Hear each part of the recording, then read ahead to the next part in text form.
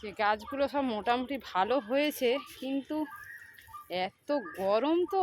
এখন মেঘ করেছে, এক ফোঁটা বৃষ্টি পড়ছে, মানে এক্ষুনি বৃষ্টি আসবে, এত গরম। এই ছাদে সকাল একটু, এই পূব দিকে একটু কোনো গাছপালা নেই, পুরো ফাঁকা। সকালবেলা সূর্য ওঠা থেকে আর এই পশ্চিম দিকে সূর্য ডোবা পর্যন্ত পুরো রোদ্দুর।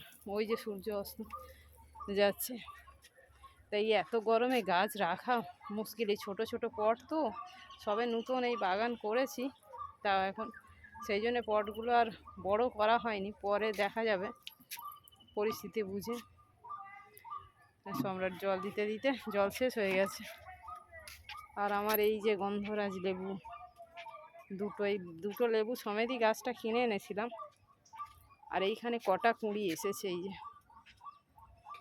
আর এই যে আমার পাতিলেবুর গাছে অনেক ফুল ধরেছে, লেবু ধরেছে, কিন্তু সব এই যে কি পোকা লেগেছে বুঝতে পারছি না, সব পাতা কুঁকড়ে যাচ্ছে, শুকনো হয়ে যাচ্ছে। এই একটা রোগ লেগেছে। আর এটা কি কামকট লেবু, খুব টক নাকি এই লেবুটা। এটা প্রচুর লেবু ছিল, গোটা 80-র মতো মনে হয় লেবু ছিল, 70টা পর্যন্ত গুনেছিলাম, আর গুনতে পারিনি।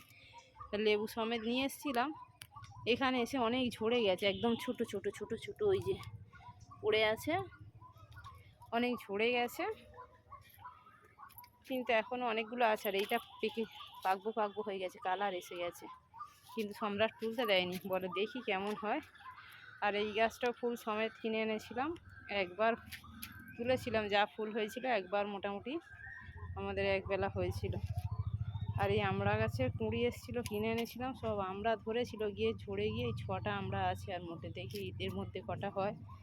আর এই বেগুন গাছগুলো কয়েকটা দুটোরই পট করলাম, বড্ড ছোট ছোট পটে ছিল। তারপরে বেগুন গাছের হাইট এত বড় হয়ে গেছে, আয়তন বড় হয়েছে, এই ছোট ছোট পটে হচ্ছিল না।